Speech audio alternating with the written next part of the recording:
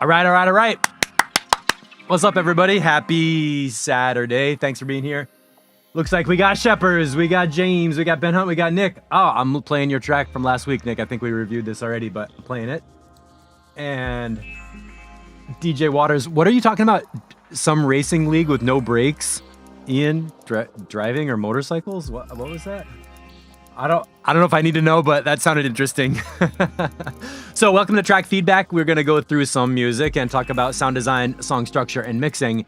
And a direction we're going in is pulling out racks and presets and sharing them. So if you're on Discord, you probably just saw a bit of conversation with me and Sheppers and some people where we're talking about where to put the racks so that we can upload them, keep them together in one place, and eventually build some paid products on top of them.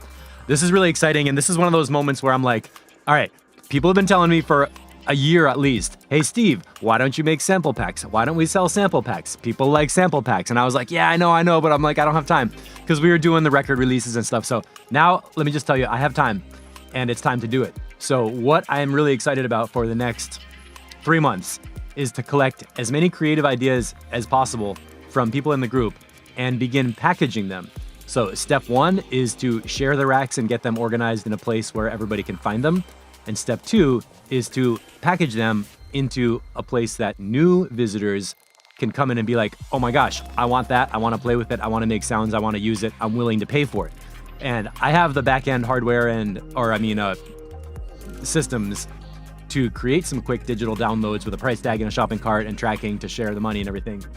So that part is possible, and what I need from you all is to pay attention and start getting organized with what you're creating and what kind of output you want to have for it. So let me show you what I just pulled together right now, 2 seconds ago, is a folder called Shared Ableton Racks, which is on Google Drive, and we can have a link. It's not going to be a public link for anybody. It's going to be a link only for people who are creating stuff because you're going to have edit access, which means you could delete everything. I know you're not going to do that. But you can come in and upload. So far, we have drum racks, effects racks, instruments, Max for Live, mix tools and channel strips, production templates, and sound design projects. So a sound design project is something like if DJ Waters is showing us how he makes all the layering for kick drums, that would be a place where you put that project.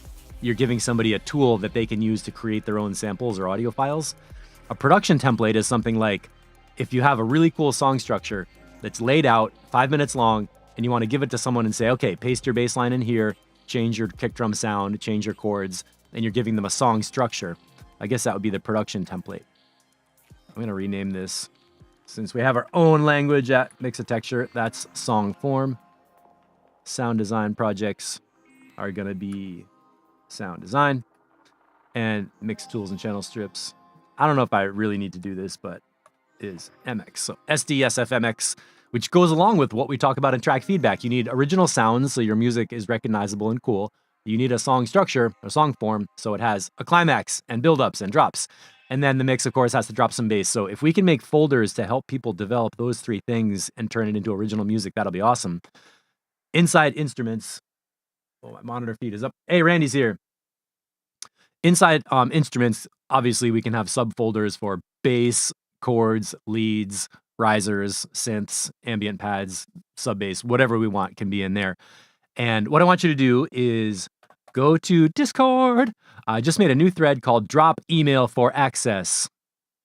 Inside News from Steve. Actually, this thread should probably be under racks, presets, and patches. But anyway, put your email in here if you are creating racks and you want access to the Google folder. I can give you access on that, and then I'll write some instructions on how to upload it, how to export a live pack, how to label your stuff.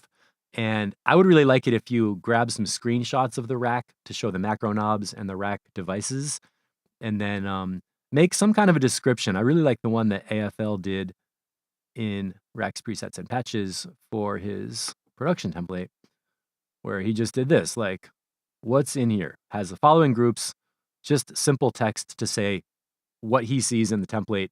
And, I can adapt that to be something that is presentable online. What I want to have is stuff that visitors can come in, and before they download something, they can maybe hear an audio file, maybe see a quick video. They can see the macro knobs to realize, oh, that's what's in the rack. maybe see a little instructions of like, oh, this knob is for this knob is for that, and get a little bit of an instruction so that it's useful, it's helpful, it's easy, and they don't have to ask anybody what to do. They can just look at it, grab it, download it, play with it, get some good results, and bring their music back to track feedback, which is a circular cycle. So thanks for the quick updates on that, or the quick answers on that for what we're gonna do. I just went into the Rax channel and bumped all these up so we can see all of them. What I'm going to do is go here and download each of them, put them into Google Drive, drop them into the right place. You'll also notice that the names are missing. I thought it was most helpful to just see what is the preset itself, because if you see the name first, the end of the preset gets cut off and you can't really see what the thing is. So I would like these to be easy to read, like, oh, a Kickmaker is a sound design thing, or Cordula is an instrument. So you know what category of thing it is. And then as soon as you click in, you can see who posted it and who created it. So of course, it's always important to keep the person's name connected to it so we know who's making the stuff. I don't want to cut off the person. I just want to make it really easy for the end user to know what they're going to get and what it sounds like and be able to find what they want. So that's that. Yeah, James, sometimes Discord threads don't show up for me either. I still do not totally understand that. But when you go to the thread and click into it, then it appears. So it's not like it's locked or anything. It's just like the auto display doesn't always work. While I'm talking, let's do a quick little visit into 16-bar loops. This one from Paul Robinson, PR23. And then we're going to jump into track feedback. 16-bar loops is a cool channel. It's just for sketches and ideas, little taste of what you're working on. When you get a new idea and you want to share it and you're excited about it, sometimes it's fun to just put it up raw and say, hey, here's what I made. Let me know if I should go farther with this, or what's your first impression on it. And I mean, that's what I feel like when I was, like before I was doing videos or anything, and I'd be in the studio making tracks. Sometimes I would get so excited. I would just call people and leave them a voicemail, like, listen to this. I wish you were here, click, like that. So that's what 16-bar loops is all about. Is Paul here? Get my monitor screen.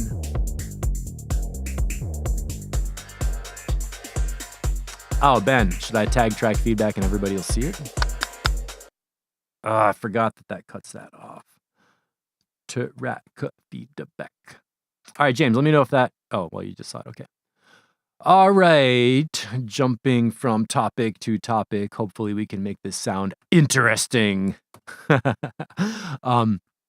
Ian's Track Apocalypse is amazing. The stereo effects in there were so cool. I was listening to it. I actually was like, holy shit, that's crazy.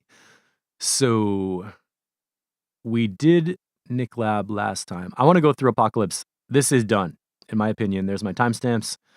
Check out the transitions and things, like 47 seconds. Some of the shit in this thing the sound design's amazing. It's time for your DJ. All right, Ben, thank you. Turn off your phone, everybody.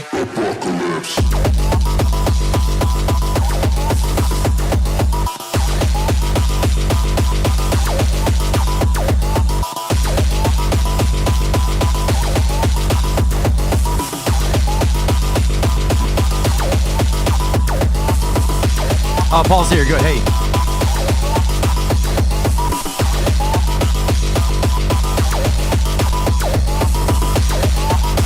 I'm turning my headphones up.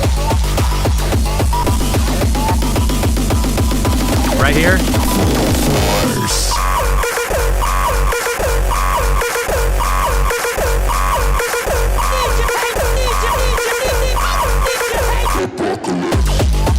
That vocal effect is so good.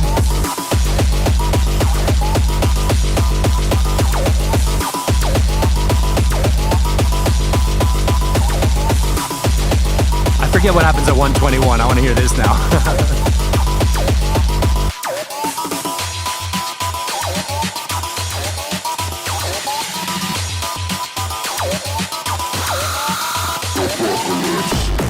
Oh, this. Oh my God. That stereo thing?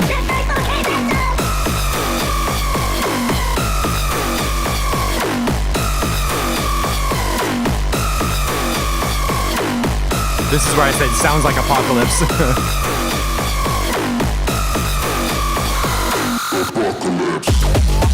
And this part, so in there. Yeah, I want to see Ian in the studio making this stuff too. Mr. No Breaks. Matt Schultz. All right, so this to me sounds done. I'm going to talk over it a little bit. The reason it sounds done is, number one, the intro is awesome. The vocals match the level of the beats. Transitions are great. The ear candy's awesome. The high frequency stuff that's going pew, pew, pew, pew. It's not too sharp or loud in your ear. Low end is tight and crisp. This fuzzy shit's amazing. And it just basically all works. And it's only 3 minutes, so let's just bang this whole thing.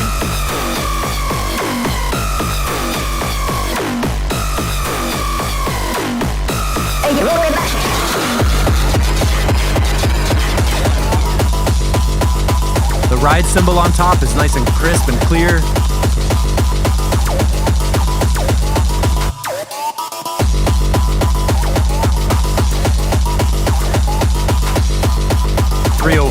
Okay. Right here. Let me take that back. I want to hear that in mono. Here's mono.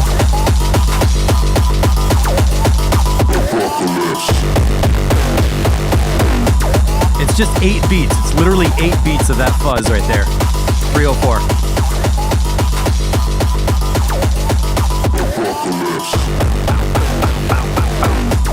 What the fuck is that? It's so good. I think it happens again. Oh my god, man.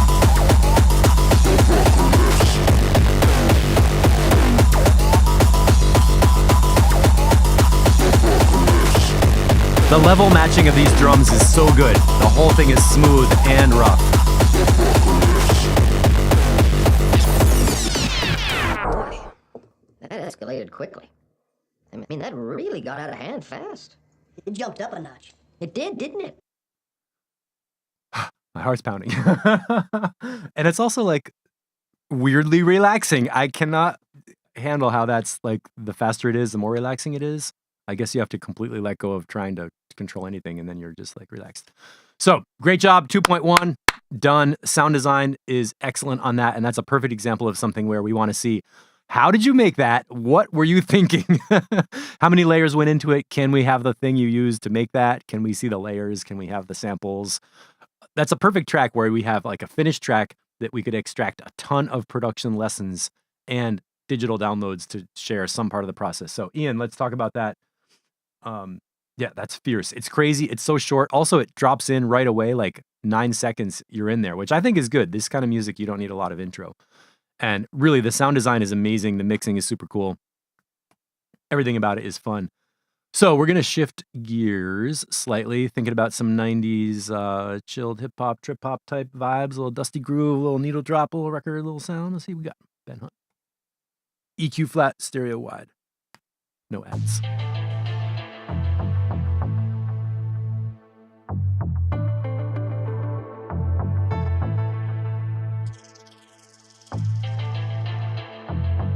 The vibe is great so far. Levels are nice. Intro is nice. You can feel what's coming. Perfect indication, little reverse cymbal, and then the beats drop. Comes in all what you're expecting.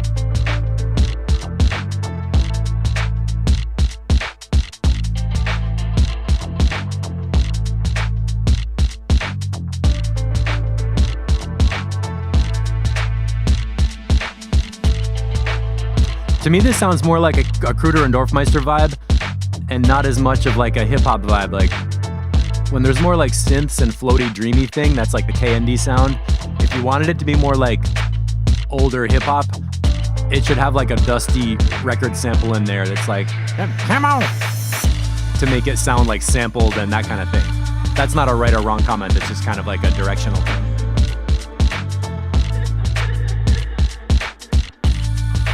Yeah, you could beat Match Apocalypse on this.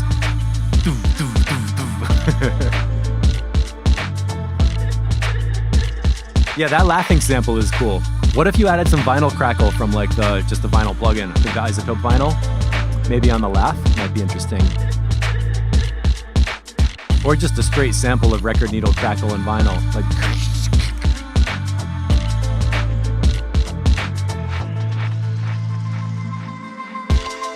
Good transition, good break.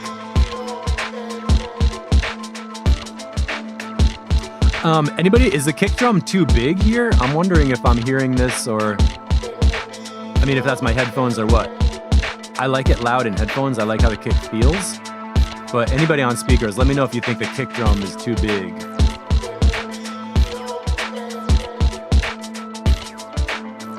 And you asked about the drums, right? The swing. Yeah, the hi-hats and the claps and the swing and everything are nice.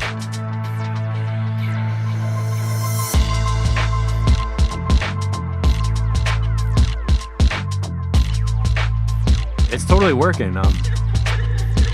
Good stereo effects on the laughing.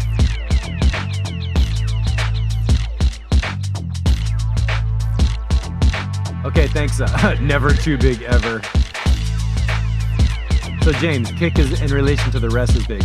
Yeah, the kick drum is like a proper heavy fat kick, which is not a problem, but like maybe the synths or something could be up a little bit.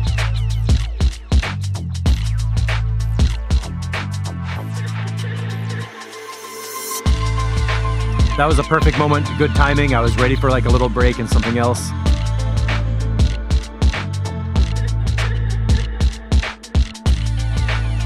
That vocal sample could be louder. The new one that came in here that's like meow, wow.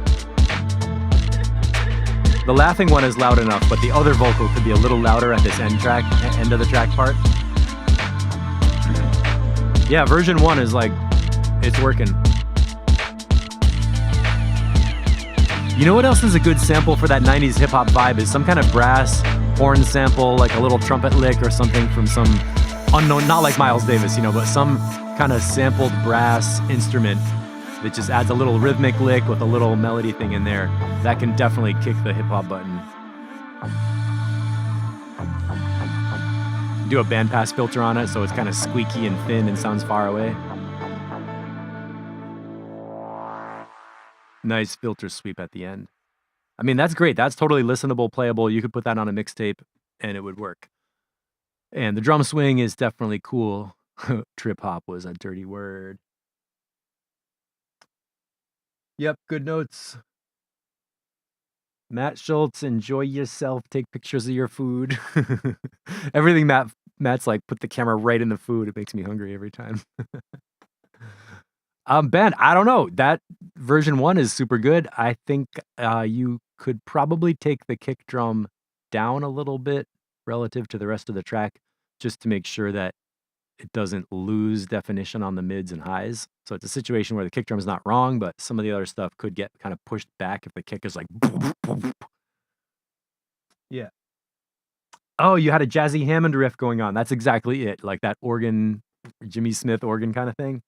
What do you mean too jazzy? Can you just like export the, can you put it in 16 bar loops? Like export a little chunk, like 40 seconds with the Hammond riff so we could hear it for comparison? I'm kind of curious, but right now this is, that's totally working and that could be done, for mastering like in the next version. So let's move right through the genres. We're going to check out some Randy Adams. Excited for this house track. And I love these SoundCloud players right in here in Discord. It makes it so easy. Notice I did not touch the broadcast level. Randy's tracks are always playable on version 1, but let's see what else we got in here. 6 minutes. I like that stereo bass effect. Nice chords. I'm gonna go mono right away.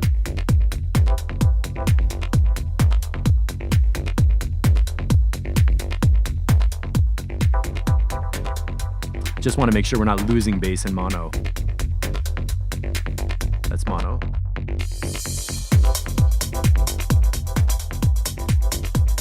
I think that's working.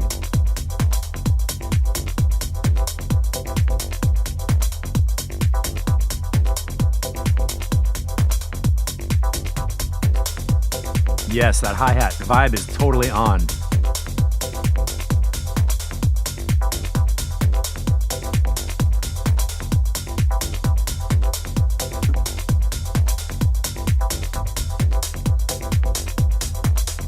Yeah, nice hi-hats for sure.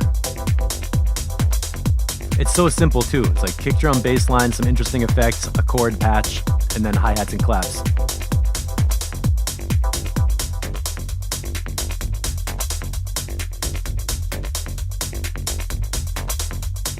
Something about the sub frequencies right here feel kind of chunky. Go, go, go, go, go, go, go. One more time. Let me just check that break right here. Check the spectrum in this part. You could probably EQ that sub bass so that underneath 75 hertz, you take this low end down.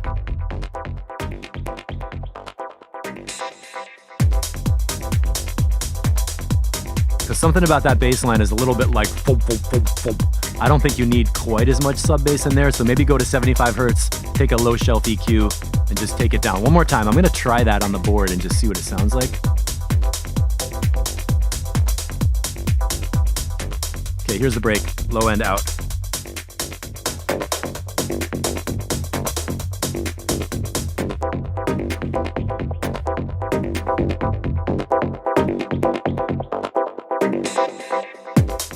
So what I did right there was I took a shelf EQ at 80 hertz, brought that down, and then I did a boost down at like 150 or something like that, meaning the sub bass doesn't need to have such a low end at the same place where the kick drum is big. Not a major problem, just noticed it in that breakdown.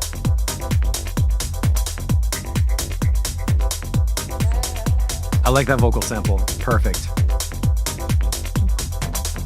Check our BPM.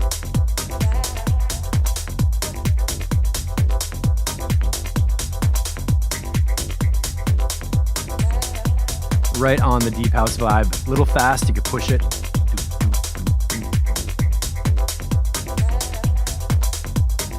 Ian, a little dive bomb impact right before the break. Or when you come back in, right? Yeah. All right, good. So Randy, you waited a good time to bring in the new instrument, and the new synth feels like it matches the other ones. So the track is developing, not splitting. That's really good.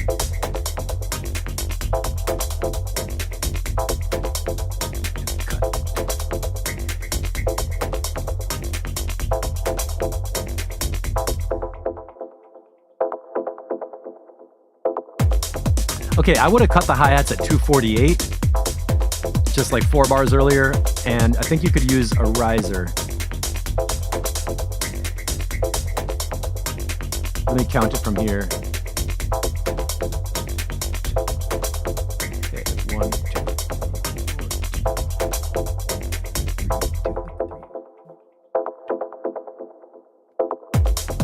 Yeah, you could use a riser of some kind of transition to lead us back into the drop. You probably know that, but I noticed that it's sort of missing right there. Yeah, Ben, transition effects, yeah.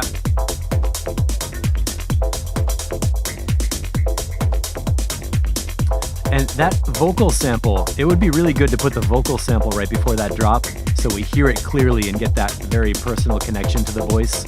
I would use the vocal sample and then maybe a little snare drum roll.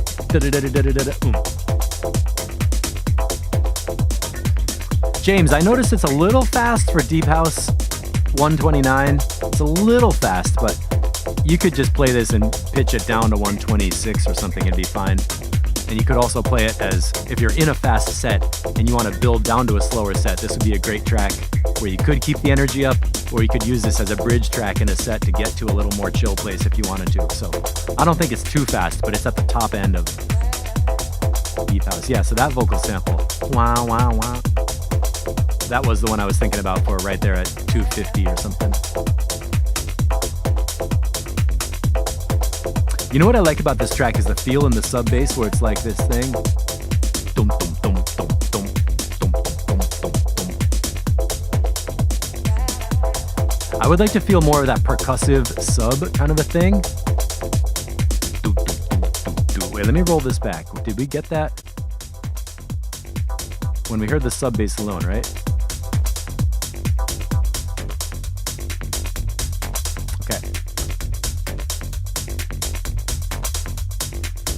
Okay, so the sub bass is doing something really cool rhythmically. It's going dum dum dum dum dum dum dum dum dum dum.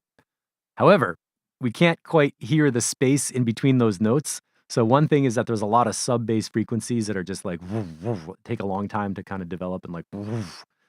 And I guess like the tail of the sub bass or something doesn't have a stop before the next note starts. And that bass line is so cool and rhythmic. That's like what you get on a club system where the kick is the kick, right? Boom, boom. And in between the doop, doop, doop, doop, doop is like that back and forth pushing and pulling against the kick drum.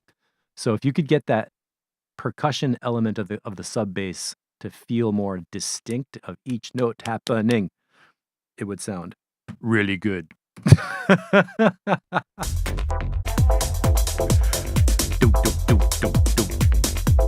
And I think that's all your track is gonna need. A little transition effects, put the vocal right before the drop, that little vocal sample, get the sub bass kind of tighter rhythmically. Martin, a bit more rolling bass. What do you mean by the word rolling? Because I know in like Liquid DNB it's like rolling smooth. So what does rolling mean to you in this one?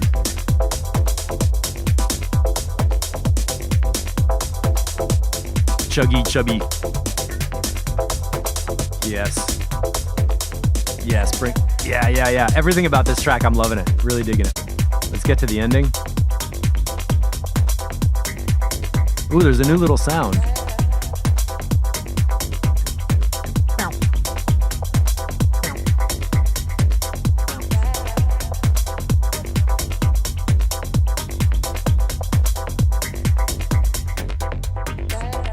And the mix out. So right here as a DJ, you're gonna cut the bass knob completely and have the new track coming in. Sub going oom. Okay.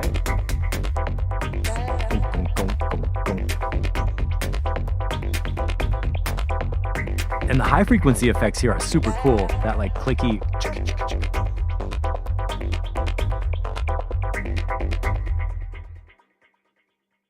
Very nice, very nice. Claps. So transition effects, little sub bass rhythmic work. Track is done. Cool, let's move on. Mindbender put up like 50 tracks today. But let's listen through on the cheese mix. And got EQ back to flat.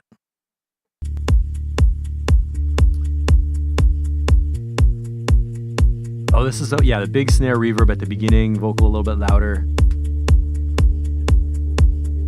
And the ending had an interesting sound that was kind of unusual for Mindbender, so let's hit those points.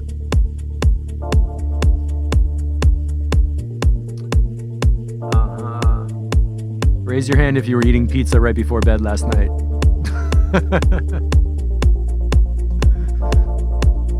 Speaking of diet. That's awesome, but that reverb is so big at the beginning where the track is still chill.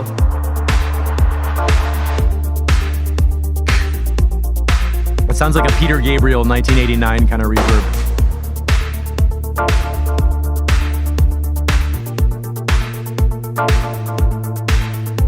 I wonder if I just take the top end EQ down. That's me on the mixer. And back to flat. I like the synth layers a lot. The arpeggiator, the chord stabs. Synths are nice, bass is nice, low end is nice. And what were you saying? You're gonna re-record the vocal with a new...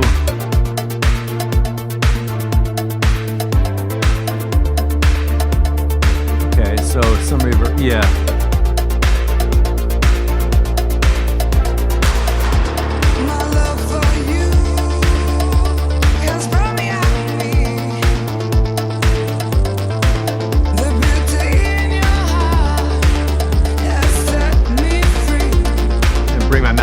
Down. I don't want to clip the broadcast.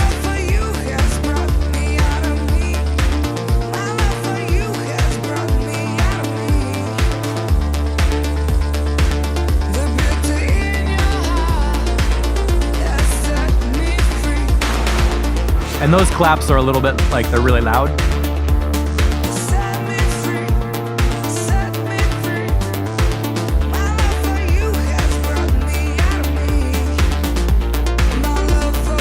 I don't actually think it's cheesy though, you know, it's just like a good track.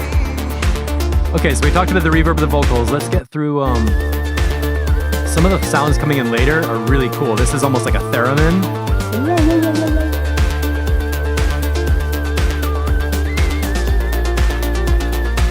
And it feels like it's got a mastering layer. Okay, that sound, that sparkle, makes it for me. Let's wait till we hear this again. And did you say that was a Juno 106 patch at the end? And then this string sound is also cool. It's much more organic than we usually hear. It's like actually not an electronic sound.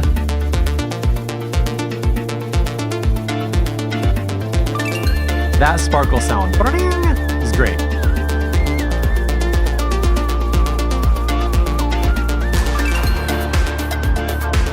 See, right now the snare reverb is perfect. The drum mix and everything is great. It's just like the opening of the track, that clap is like hitting you right in the head, you know?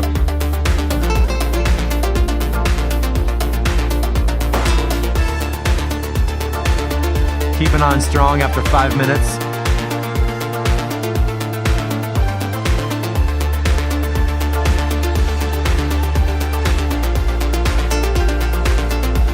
Yeah, this is an interesting direction. I like the combination of sounds.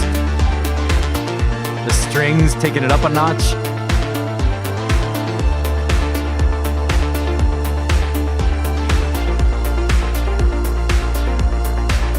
Hey, AFL's here. What's up? I guess that's just a guitar melody, right?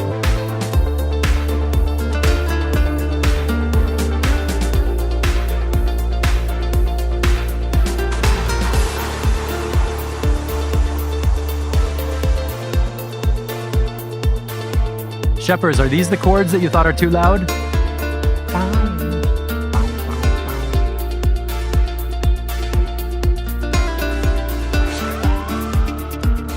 Great ear candy effects, taking it down to the end.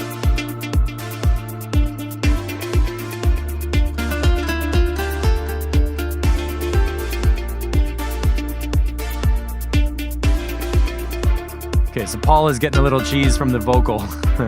Yeah. Really nice ending.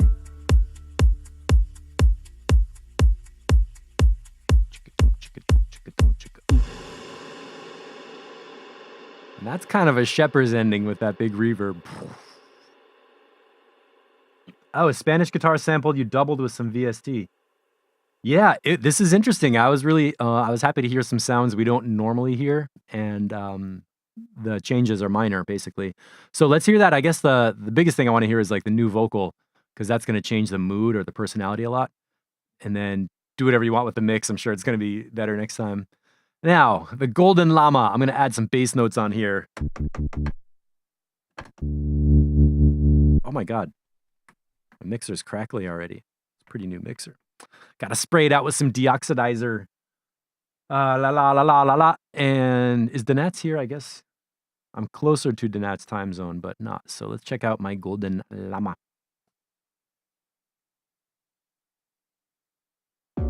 No ads. I'm loving it. So the question was about the bass line. Do we need any...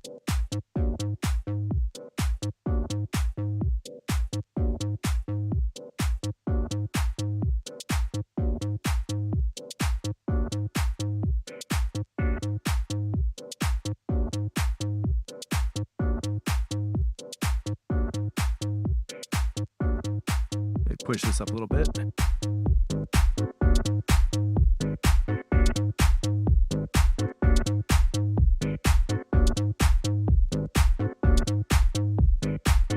Ah, 5 a.m. Sunday. Oh.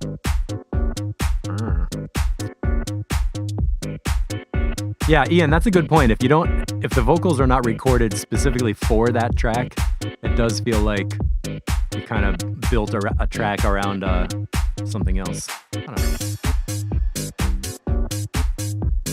Oh, that hi-hat sounds kind of phasey. Let's check mono.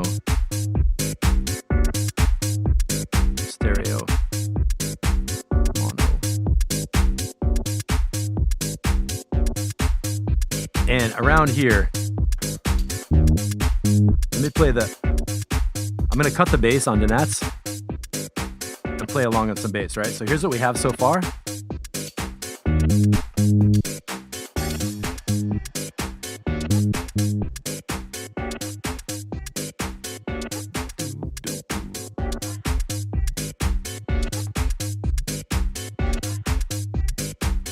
it's going like this. And I feel a space where there could be just one big sub bass note in between the beats. Like that.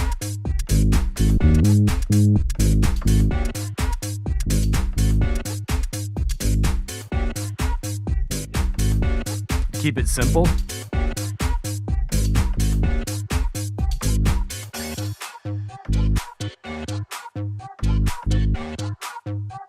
All right. Just one note. I'm playing an A flat.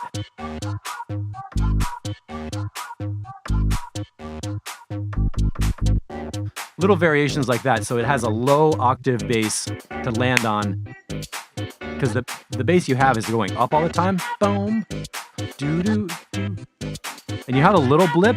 Boom, doo doo doo, boom. But that low note, I would make it bigger and heavier, and that's going to anchor the bass line. And then you could cut the other bass line out and have a section where it's only the sub.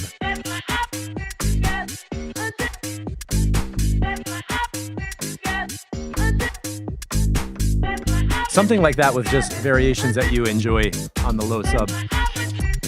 Personally, I think that would make a good impact. That's a creative addition, so you don't have to like it. But I was thinking, what would kind of feel like the bass is landing harder, you know? I like the vocals in here, or the delay effects. The samples.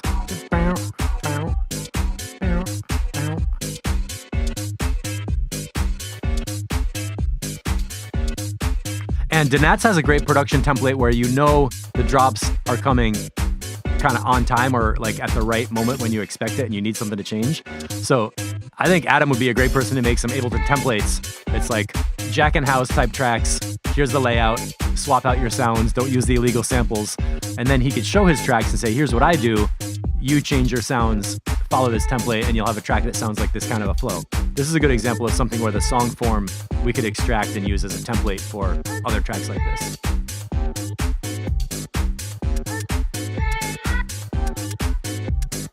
Okay, Ian, doesn't do it for you. Is it too slow, or what is it specifically that doesn't work? Or is it like you just never liked this genre? I like how there's a new vocal here that we haven't heard yet, or like a bigger piece of the vocal samples coming in. One criticism is that one hi-hat has been in for a really long time, just like going and going and going. So I could use some more rhythmic variation, drop out that hi-hat, put in a different percussion. Especially right here, 436. Cut that open hi-hat because we've been hearing it for a long time.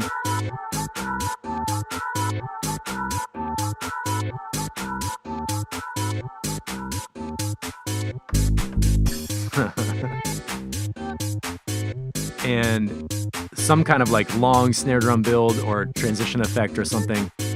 Hi-hat cut, do a riser that's leading back to the drop coming in here. Llama. And then you can have the hi-hat come back in for the end of the track. These little closed hi-hats are cool. Tick, tick, tick, tick, tick. It has that sound like.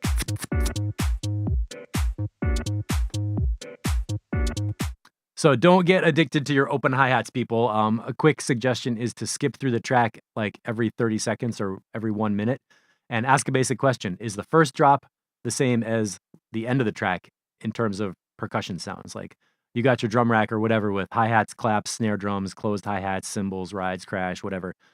Does that sonic drum texture feel the same at the end of the track as it does at the beginning? Let's listen to where the open hi-hat comes in, skip through like minute by minute and just kind of ask like, how many drum sounds are in each part, okay? Okay, opening, kick drum, closed hi-hats, big clap. Coming up on a minute, crash, and the open hi-hat. Okay, so now open hi-hats in, gap. Same as the opening. And then open hi-hat is in from 230, 3, 345, 4. That's like 2 minutes of the open hi-hat. cranking. That's, by the time we're at 5.5 minutes, that's like 3 minutes where the open hi-hat has been in almost the whole time. So, and then it goes out till there. That is a nice way to mark a transition with a crash. I'm going to go out on a limb here and say that when you're making a track and you're focused on the bass line, the samples, the chords, other things, it's easy to ignore the drum, the top loops. You get used to the open hi-hat and you're like, yep, it works. I'll do that later. So this might be one where he just didn't go in and detail edit the programming on the drum layers and stuff. So Ben, good comment. The first versions from Donats feel like they could do with a bit more variation, and then he turns it around with the follow-up versions. So cool. Oh, Ian, good answer. Okay, cool. So the last 2 or 3 tracks were upbeat, had a happy vibe. This seems kind of dull and goes nowhere. Interesting. That's another way to say if your drums are not changing, the effect people feel is like the track doesn't go anywhere. Because you need really good drums, believe it or not. You need them to stop and drop out and have something change and build up and then drop it back in. And we're like, there's that hi-hat that takes it over the top. You know what I mean? So like at a drop, maybe at this drop in like 3 or 4 minutes, do a beat drop without the open hi-hat, wait 8 bars, and then put it back in, and people are expecting it, and then they get it, and then they're happy.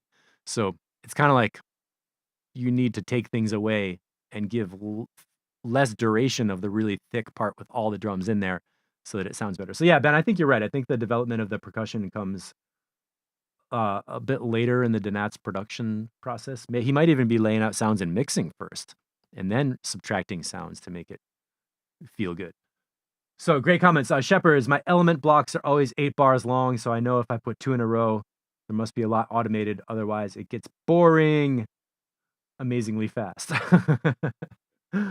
Yeah, Mindbender, a bit loopy. So I want to extract a production tip for everybody watching in replay land. And I'm not trying to be critical of Donats right here, but this is a really good example. If you are making music and your friends are like, it's a little bored, or they get uncomfortable, or they're like, yeah, it sounds loopy, or they kind of say the track goes nowhere, doesn't mean it's a bad track. It doesn't mean it sucks. What it means is, oh, you don't have enough variation and development. So repetition and variation, that's what electronic music is all about. It's got to be repetitive. I mean, we're listening to the same thing over and over and over and over again for like 8 hours. So what do you do to make variations? Just take the elements that work really well, mute them, and then bring them back in. Don't have the open hi-hat cranking for 3 minutes straight. Put it in 16 bars, mute, use your creative brain to find something else to put in the gap. And then after a little while, after 16 bars or whatever, bring it back in and use your transition elements to mark those changes. So like that little crash symbol at the end when the sound stopped, that's great. That's a marker. It tells you something is changing. And then you hear like a fresh presentation of the layers. And remember, people making electronic music, the biggest club records in the world were coming from like an 8-channel sequencer with just the drums. Like the drum kit was all from one drum machine. How do you get creative? Well, you got the kick, clap, snare, hi-hat, open hi-hat, cymbal, tom, 8 sounds.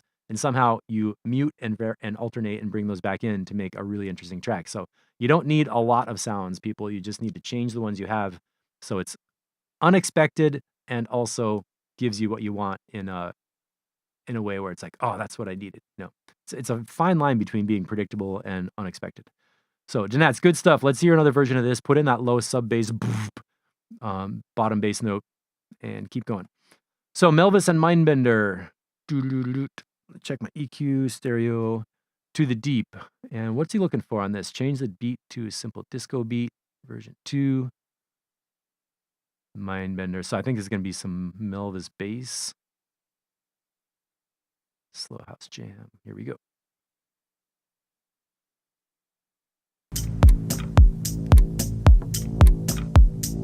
Let me pull down this broadcast level a little bit. Yeah, Martin, tiny variations of the patterns, definitely. John, ABAC template for beat variations. What is A and what is B? I'm going to start this again. So Madison, that's really interesting. That's AFL. Is A an intro and B is a drop? Or is it like A is one drop, B is a different drop, and C is a different drop? Could you describe what A, B, and C mean? And here we go.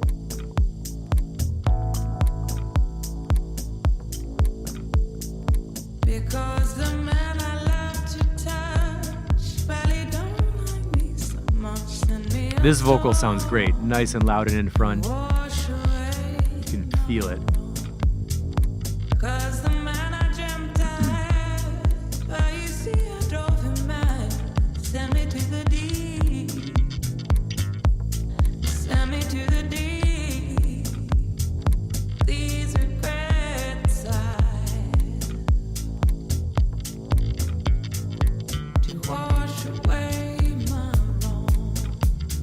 New hi-hat. That's a live bass player. I like the metallic fret noise on the bass.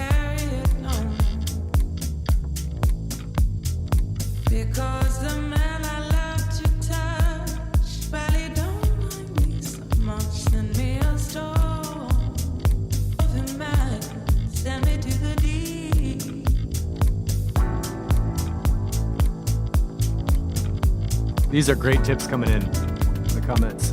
Ooh, that's a nice swing on that hi-hat.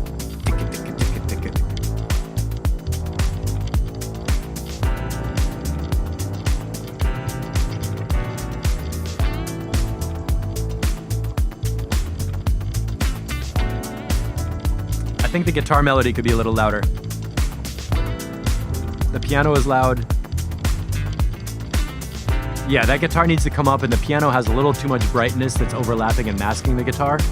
So I would keep the piano, roll off the high frequencies from the piano, and let the guitar be that bright mid-high range instrument, so they're kind of stacked in the frequency range, not competing.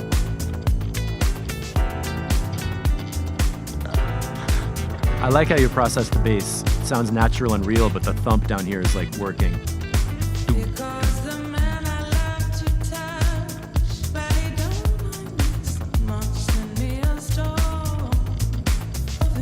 I like the little ghost snare drum hits. Right there. That one too. That one. Those are great. So ghost notes to change up your beat.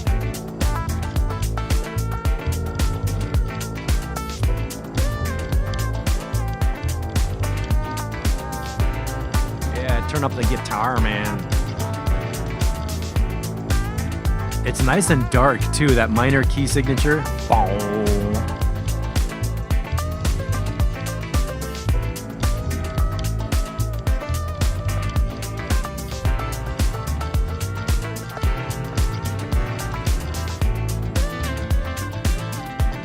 I would call this like a driving beat, like the beat just keeps going.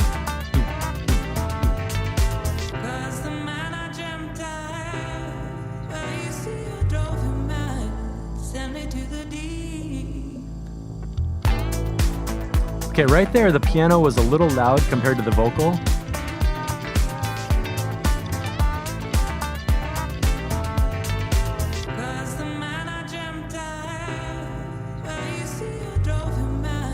Okay, so the man I dreamt I had, the first piano chord is good because it's introducing the vocal part, but then the second and third piano parts are too loud when the vocal's going. This would be a detailed automation thing.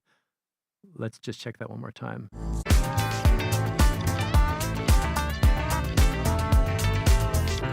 That piano is good, but too loud, too loud.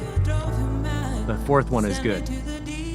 All right, so right there at 328, let's say you have 4 piano chords. The first one is good, second and third are too loud, and then the fourth one is like the player is playing it quieter, so it's kind of good. Like I would really back off the second and third chords with the tone, you know, so they like get kind of like muffled and the vocal is bright on top. What you don't want is a bright piano tone competing with the vocal.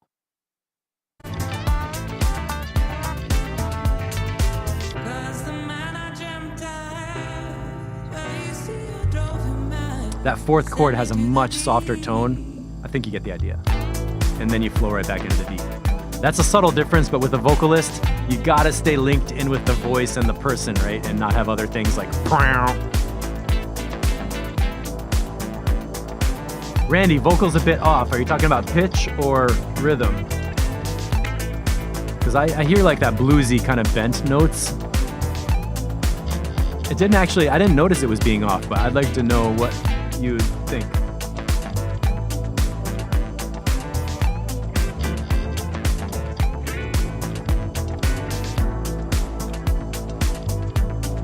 I like the piano tone kind of dark right here. Wow, wow. WC style.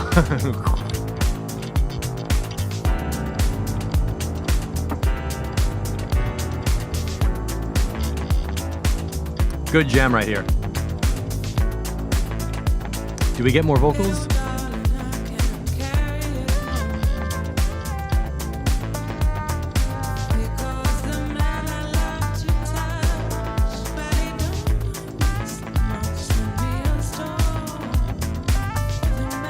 I like the sound design of this whole thing. It's got a little bit of like a space jam, like a rock band could actually play this song, and it would still feel like that groove, you know?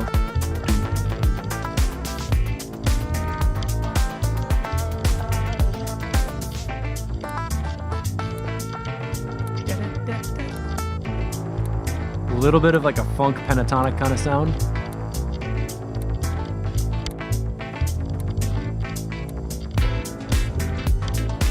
Drum mix is fantastic on this. The drums are carrying the whole track. The live bass makes it feel like interesting and, you know, like organic, yeah. This is a great collaboration. I like what you guys are doing. Oh, getting a little fuzz in there. Yeah, I saw there was everything else. I wasn't sure if that was a lounge mix, this other one, but we'll get there.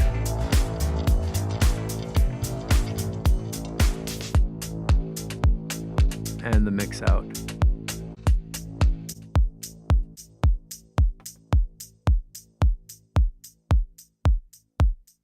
Llama. That's a great track. I enjoy that a lot. Minor details on the piano texture. That's pretty minor, but you know, trying to be helpful. Let's keep moving. That's cool. That's a great compilation. I hope Mr. Melvis is able to see this too, because he was cooking a lot this week too. We had a US holiday. Blah, blah, blah. Okay, Journey Mindbender House Mix. Am I playing this one? I don't know if we need to hear this right now. Let me know in the comments, because we played a lot of Mindbender. And I think, okay, we did that one. Let's get to Shepherd's while we're waiting for comments. And this is 1.1. Get ready. That's a good decision on the filter. I like that high pass filter coming down. I think it's cool.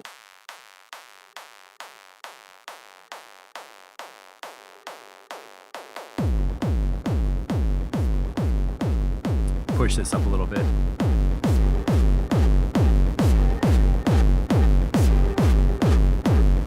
Good distortion. 120.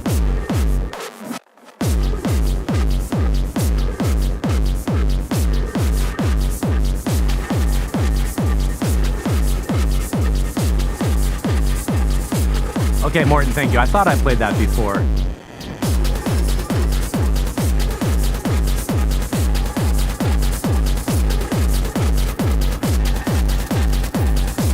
Something about the swing on this one feels a little weird. I'm gonna start this over. So right now it's great. I wanted the kick to drop even harder or louder. No, let me get my headphones up.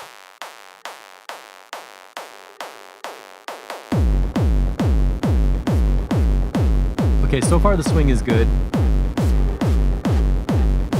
There was a sound that came in that made me feel like it was off.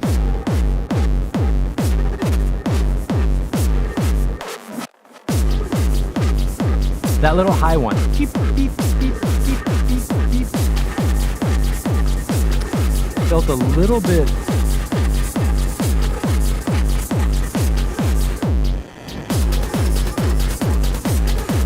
Well, now it locks in again. Okay, let's keep going.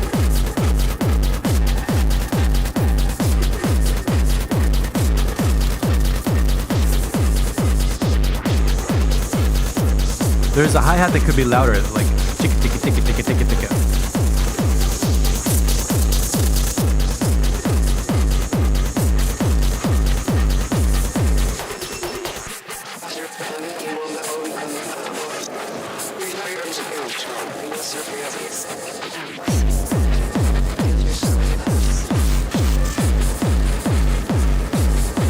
Yeah, and like the high note kick. This one kind of feels slower to me compared to the other recent Shepard stuff. Not like 136 versus 140, but like the drum percussion seems to be emptier. It's like only kick drum. So that faster layer that's right here, like ticka ticka ticka ticka ticka ticka ticka ticka. I would like that louder. Let me EQ a little bit. Yeah, it was right there at 143. Right there, 144.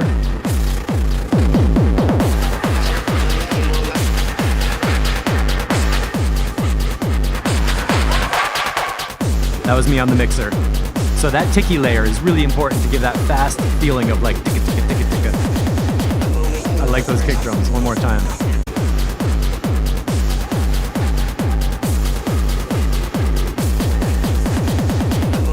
Those kick drum rolls are great.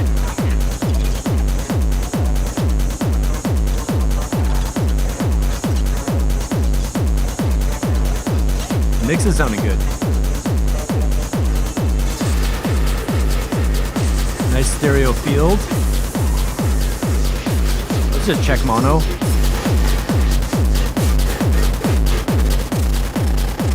There's actually not a lot of stereo in.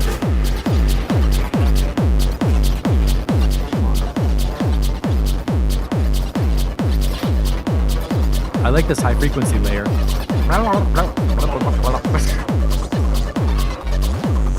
Reverse bass, that's cool.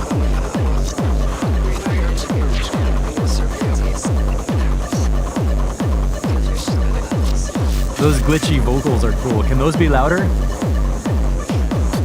Whatever that little vocal layer is, can that come up a little bit?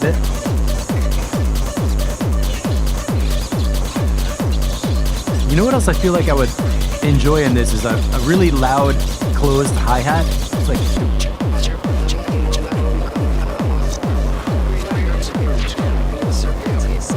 yeah, bring up these vocals. This is cool.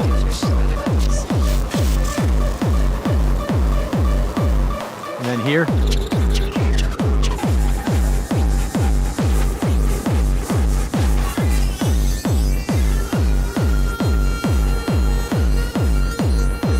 Wow. That's an interesting sound. It's like, meow.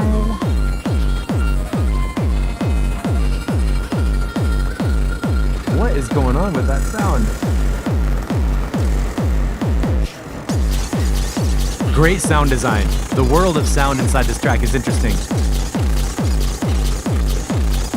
There's a closed hi-hat.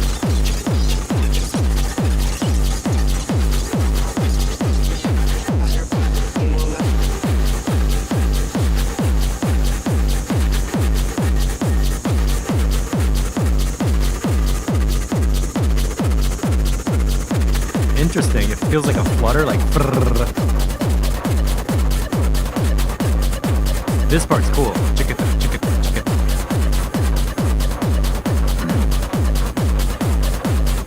Yeah. Oh, I love that. I love that. What was that? 425. There's a rhythm of like chicka, chicka, chicka, chicka, chicka, chicka.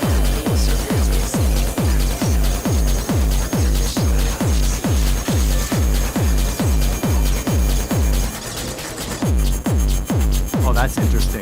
Ba, ba, ba, ba, ba, ba.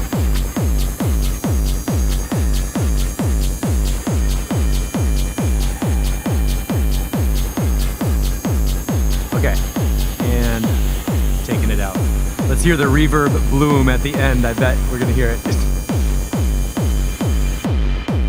There it goes.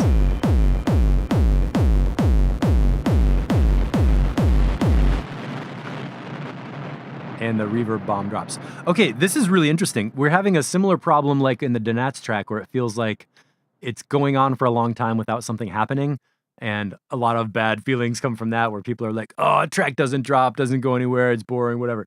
That's not what's happening. This is a different reason though. There is a lot of drum programming in here with different sounds coming in and leaving, except in this case, the high frequency drums are just not loud enough in the mix.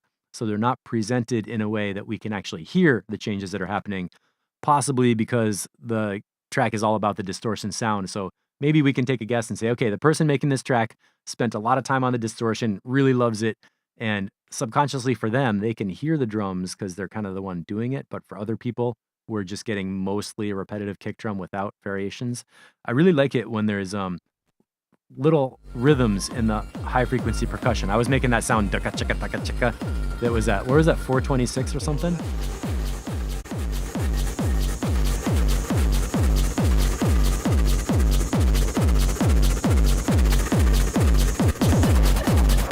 Coming in right here. Ticka, ticka, ticka, ticka, ticka, ticka. I'm EQing on the board. Low end down, high end up. Raise volume.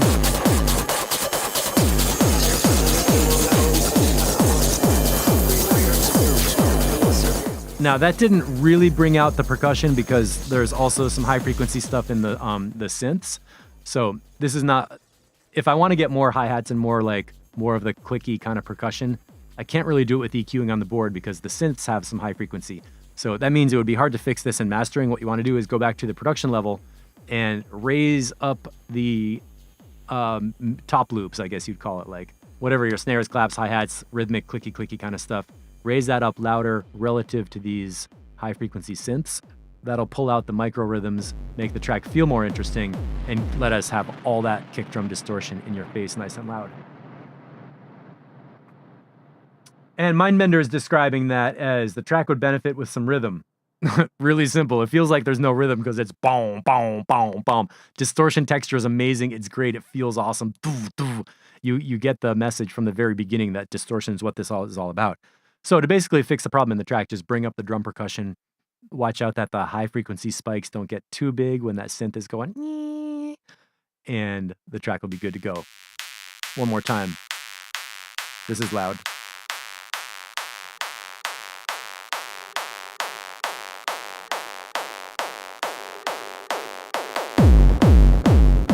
And there you go. How many was that at the opening? Wait. Stop. I'm trying to get from the very, very, very opening sound.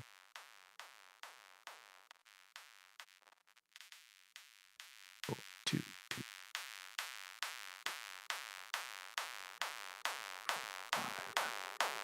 6, 7, 8. Okay.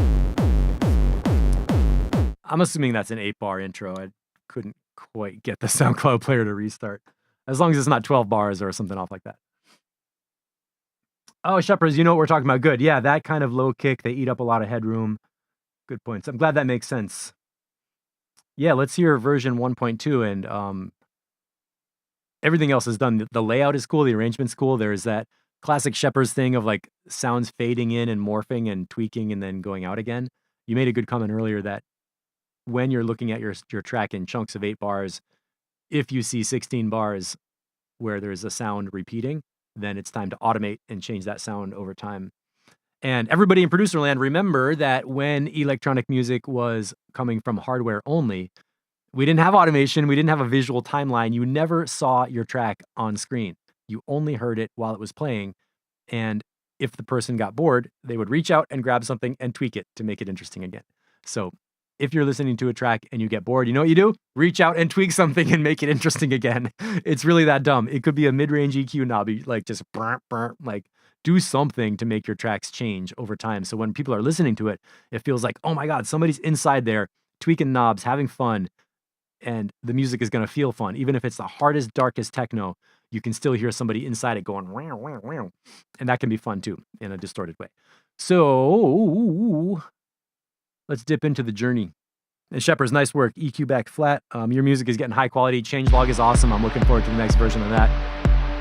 And congratulations on Broken Glass last week on that release. Wow, this low end sounds good.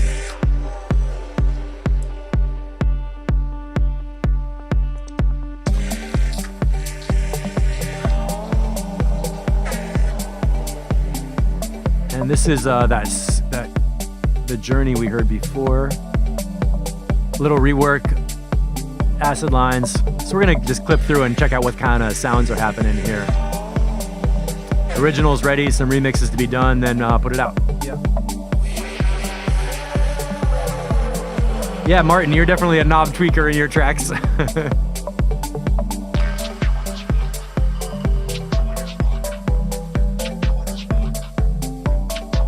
think I'm hearing some little new samples. So this is a Paul Robinson track that Mindbender is adding a couple little things on.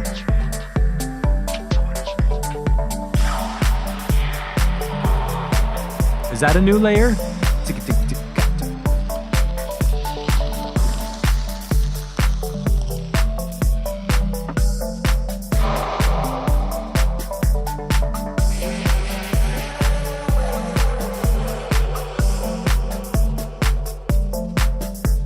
Good groove right here. There comes the Mindbender. Okay, let's jump through.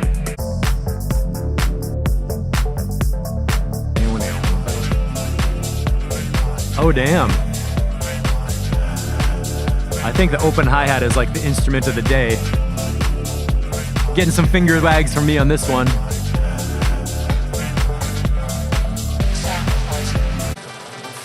What did he do with the breakdown? Oh, that. This bass line.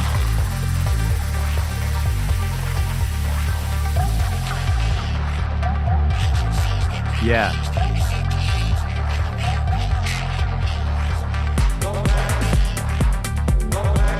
Okay. I want to pause right here and go back to Randy Adams. I was talking about sub bass needing to have individual rhythm on the notes. And that's something you can really, really hear well in this track. The bass line is going do do do do do do do do do do do. That's a fast rhythm for a sub bass to play, but you can hear each note coming in between the kick drums. So let's just check that out one more time.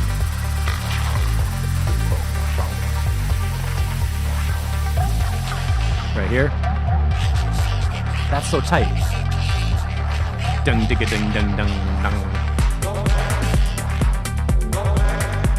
The sub bass is like each one is like a thump in between the kick drums. So that's what I was kind of hoping for with the Indac track. This is fun. Martin, this is a great track. It's fun. It feels like the original vibe and a very playable remix. It's not like crazy different. Good example of how to change percussion and bring in different layers and out.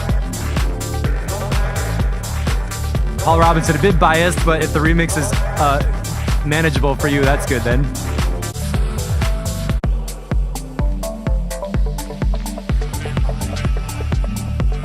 Yeah.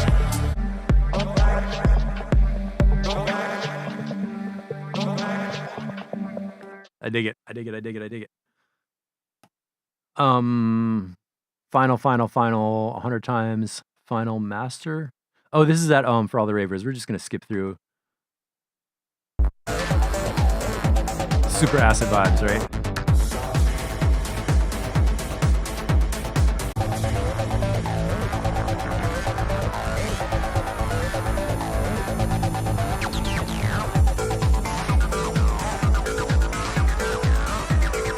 Okay, so I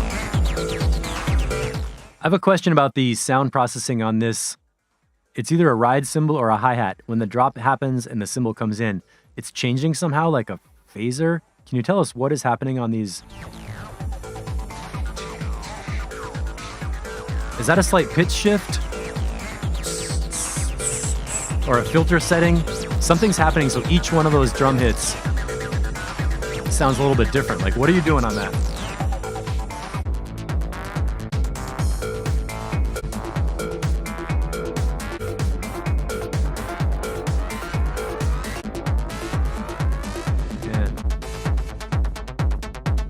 I'm going to go back and do the minute test. I'm going to go through like minute at a time and ask the question, how many drum sounds are we hearing? How is the percussion changing to make the track feel like it's different all the time, but still the same? And maybe Mindbender is going to tell us some sound processing tips on the hi-hat thing to keep it fresh. So opening, kick hi-hat. Faster hi-hat, snare, and ghost hits. Okay. Breakdown, nothing in there. Closed hi-hats, ear candy. Oh, phaser and tweaking the pitch. I guessed it. Micro pitch and phaser. That's a great tip for open hi-hat. Danats, phaser, micro tweak the pitch. So hi-hat, big clap, or a snare. I like this rhythm, right? Digga, digga, digga, digga. Ooh, what is that?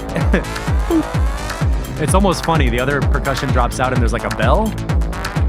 What happens to bring in fast drums again? Right here, boom, boom. And then the hi-hats come back. So it's a matter of removing the fast hi-hats that you got used to, having a space and some other little contrast sound, and then coming back to the fast part for all the ravers. Just keep going. Now there's that pitch shift phaser thing. Now it's stripped back down to something kind of simple. I feel like I'm hearing a snare drum build, but not quite. Right? Once again, closed hi-hats fast. And then a big snare, okay?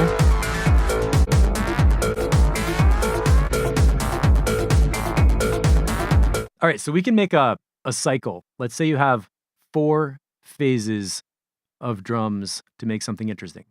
Kick drums happening. First, closed hi-hat, right? When that gets boring, you add the big snare. After a while, that gets boring, you add the open hi-hat. And then that gets boring, you cut everything out back to silence, and then you start over with the closed hi-hat. You can actually do it. It's that simple. Just layering 8 bars, layering 8 bars, layering 8 bars, cut, break down, drop, do something interesting, and start over. Remind me and I'll make a tutorial. All right, this is a really good example. So let's say this is a really good example of a production tip that we could share as something people can download. Mindbender clearly could do a great video tutorial on this production process. What if we had a drum rack with a couple of open hi-hats or ride cymbals? Each one of them, there's a phaser effect on the whole thing, and each one has a slow LFO tweaking the pitch a tiny amount. And then we could call this like the hi-hat variation rack or something. So what you get from it is a sound you can drop in and play with, a lesson on how to apply that technique of pitch shift and phaser to your own stuff, and then maybe an Ableton project with the drum rack in it with the actual samples, maybe a video tutorial. I mean, I'm totally down with making a masterclass where people get a lesson on how to do that with an Ableton project, with the drum rack and the tutorial all built in as a packaged thing. I'm pretty sure people would pay for that. It's kind of funny to be like, who pays for an open hi-hat sample? Like nobody. But if it's a technique that keeps your track interesting and you learn how to do it with a drum programming lesson, that is valuable and saves people a ton of time experimenting and having boring music. So I'm really excited about what we're doing right here in Track Feedback of pulling out stuff that works, making recipes, sharing the recipe, the lesson, and the sounds, so you have something fun to play with and you learn something, and then you're pushed to put it into a piece of music and play with it. So that's what's exciting for me. And Martin, it's always hard to criticize your tracks because they always come out playable and sounded pretty good. So I don't know if I have any tips on this one, but thanks for the recipe on the hi-hat thing. Mindbender's all over the place. Let's go to some Matt Schultz and check out this new dub techno jam. Finished painting the studio and the apartment. Finally able to do some studio work again. Where's Mark Troy, by the way? Maxime's probably out drinking beer, playing music in the club instead of listening to Track Feedback with us. Let's see what we got. I love playing this from right here in Discord. This is so much better than going into the browser. Random triggered LFO connected to the pitch. No way. What if you did like a sawtooth LFO where it's like going up and then it's not changing and then it's going up? Don't talk on Matt Schultz.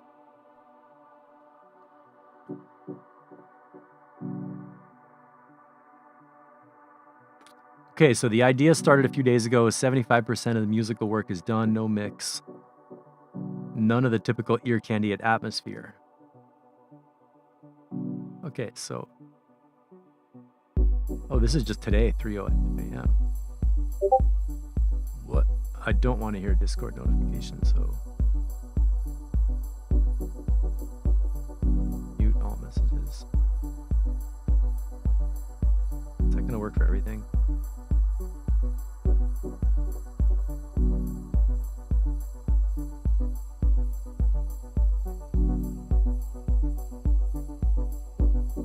We started off with Apocalypse at 220 and now we're ending up with Smooth. And it's about 9:15, been on for a good hour. I like to keep these shorter than 2 hours, because let's be real, we got other stuff to do in our lives. If you missed the beginning, what I just created this morning is a place on Google Drive with shared Ableton racks where we can upload our presets and even production templates and sound design projects, meaning an ALP file, a live pack that contains the sounds and something to work with. And what I'd like you to do is in Discord, come up here, drop your email. If you want to contribute racks or sounds or sample packs, put your email in here so I can give you access to these folders. This is not going to be public. We're not going to have the wide open public getting access to this. That's not going to happen.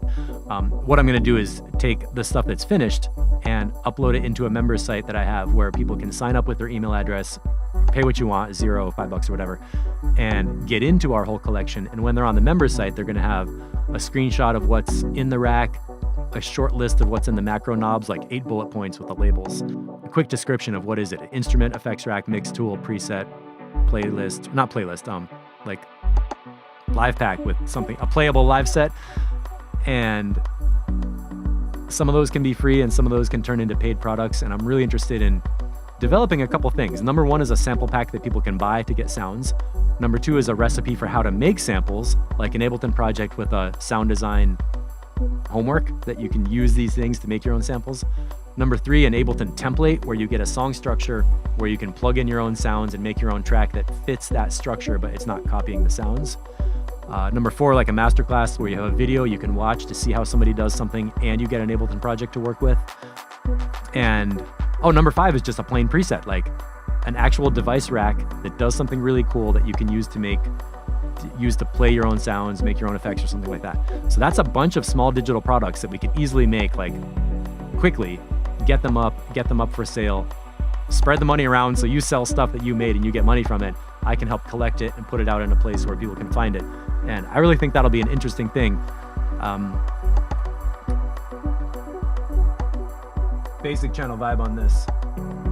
So and I don't know if I said this before, but one thing I would really like to get out of this myself is that I would like Mixotexture tutorials and lessons to have more genres besides what I produce. My music is sounds like whatever, but if we have like Shepherd's Techno and Matt Schultz Dub Techno and Mindbender Acid and like the different producers have different flavors of beats that I don't make myself, I would love to have tutorials and shareable content that comes from all those other genres. So when people come into Mixotexture, they're like, oh wow, it's not just one dude with his bassline stuff or whatever. There's all these other flavors that I can learn from and make music that sounds like that. So that's what I'm going to get out of it. And if you're interested in doing a little bit of the packaging with me to help me get it into nice shape with graphics and stuff, I think we could all make a little bit of a business out of this. Wouldn't that be cool? And I can't do it myself, so thank you so much for your help and being interested in doing this. It's a cool direction to grow in. I learned that I cannot click into this thread to see what this is because it's going to stop the music. So after we hear Matt Schultz, I might check these comments and see what's happening here. Nice break, this nice moment. Feels smooth.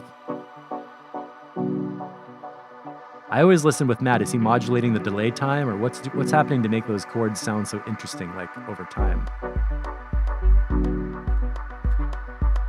There's the big deep kick.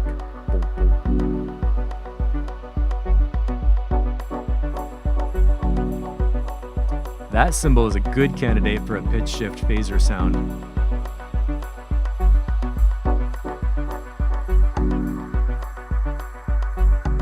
Let's get the spectrum on here.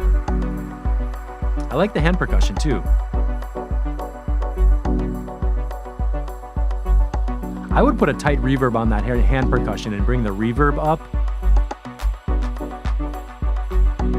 so the drums are a little more noticeable, like not the dry drum level is okay, but if you bring up a tight reverb, it'll almost be like a doubler.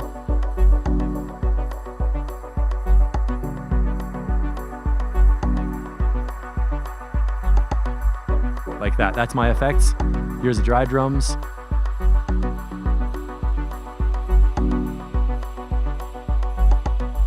Of course, that reverb is on the whole mix, but you get the idea.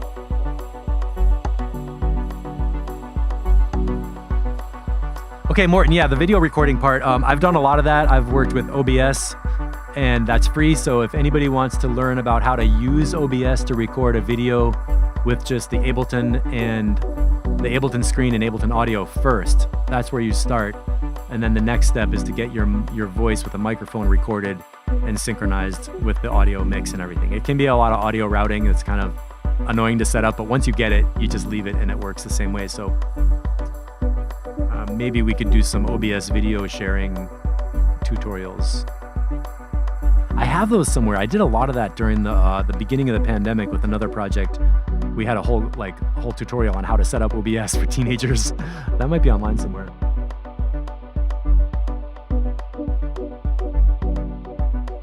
Ian, I don't know. Sometimes Matt puts up stuff that's all Ableton racks, but I think he plays with plugins too.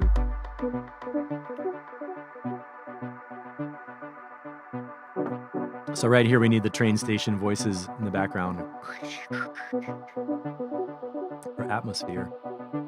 But Matt, solid mix, low end feels good. Overall, it feels like a nice dub techno vibe. So keep this going and let's hear what happens when you add in the next layers of basically sound design is what's coming next. The structure feels great and the mix is pretty decent. So that's going to bring us to the end of track feedback. Sorry to all the people whose tracks I skipped or didn't play. Nice updates, everybody. Let me just see what this comment is. It's going to cut this off. Boink. Oh, you also need to do a quick video on a drum rack, for example, show people how they work. These are going to be sold to new producers who, in cases, have no idea how they work. That's a good point. Yeah.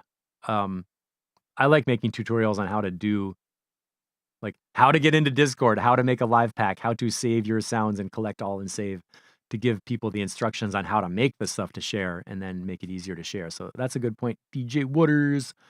Thank you, thank you, thank you. And that's going to be it for track feedback today. It is Saturday about 9:20. Thanks so much for hanging out. I'm glad this time slot works. It seems to be working okay for me to do like 2 Fridays and then 2 Saturdays. So I have some weekends and some other focus time. So let's keep going with that. I will follow up on Discord with our Racks project. My next steps are going to be to create the product on the members site where you can get it for free. And then I want to show that to you and get some feedback on if you think that works. Main thing is I want it to be simple and have everybody here totally understand how to upload stuff, where to put it, what to do, so that I can grab it and make it shareable and turn it into something really smooth and easy. And we don't have to have any like, oh, I thought this, or I thought that, or it's not fair. I don't want to have any of those problems. I want to have it be just like really a fun, creative thing where we all get a lot out of it. And that starts with Racks, presets, and patches. So the first thing, if you're just doing this for the first time, come into our Discord and put something, make a new thread in this channel.